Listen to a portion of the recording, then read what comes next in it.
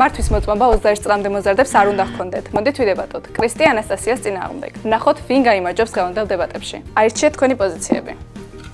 არ ვეთანხმები. ვეთანხმებით. არგუმენტების მოსაფიქრებლად 2 წუთი გაქვთ. მე დაგტოვებთ.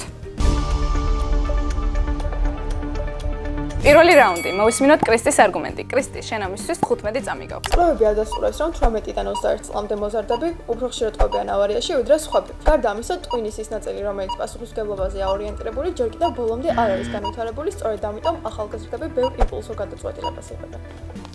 ახლა ანასტასიას კონტრარგუმენტის დროა. ანასტასია, შენ ამისთვის 14 წამი გაქვს. ესე კი, ყველა ადამიანზე განსხვავებულად მოქმედებს. თუ 18 წლის ადამიანს ვანდობთ იმის პასუხისმგებლობას, რომ უნივერსიტეტში ისწავლოს და დამოუკიდებლად იცხოვროს, თან გადაწყვეტილებებიც მიიღოს, მაშინ მანქანას რატომ არ უნდა ვანდოთ? მეორე რაუნდი. მოვისმინოთ ანასტასიას არგუმენტი. ახალგაზრდა ასაკში მანქანის ტარების უფლება პასუხისმგებლობას ზრდის. თანაც ყველა არ ცხოვრობს ისეთ ადგილას, სადაც საზოგადოებრივი ტრანსპორტით შეუძლია მოძრაობა. და მანქანა სჭირდება იმისთვის, რომ ოჯახს დაეხმაროს.